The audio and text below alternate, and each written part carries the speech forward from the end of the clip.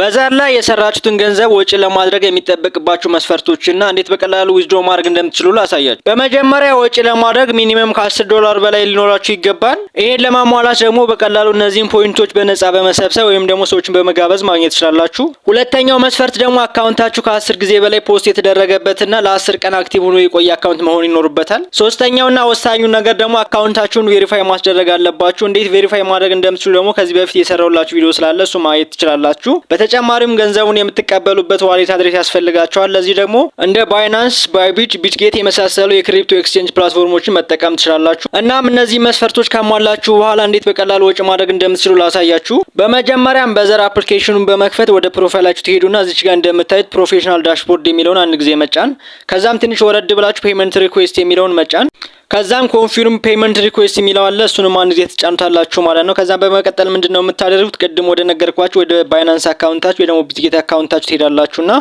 አድሬስ ይዛችሁ ትመጣላችሁ ማለት ነው።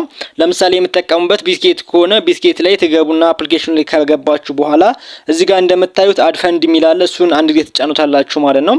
ከዛም በመቀጠል ዲፖዚት ክሪፕቶ የሚል አለ። እሱንም አንድ ጊዜ ትጫኑታላችሁ ማለት ነው። ከዛም እናንተ ለማስላክ የፈለጋችሁበትን አድሬስ እዚህ ጋር ትመርጣላችሁ። የቲአርኤክስን አድሬስ መምረጥ ይኖርባችኋል ማለት ነው። ከዛም ይሄን አድሬስ ኮፒ ካደረጋችሁ በኋላ ወደ በዘር ሄዳችሁ ማስገባት ትችላላችሁ ማለት ነው። እሱን ካስገባችሁ በኋላ የተወሰነ ምልልስ ይኖራችኋል። ከዛም በኋላ በተሳካ ሁኔታ ገንዘባችሁን ወጪ አድርጋችሁ ማለት ነው። ከዚህ ጋር የተያዘ ማንኛውም ጥያቄና አስተያየት ካላችሁ የአስተያየት መስጫው ላይ አስቀምጡልኝ።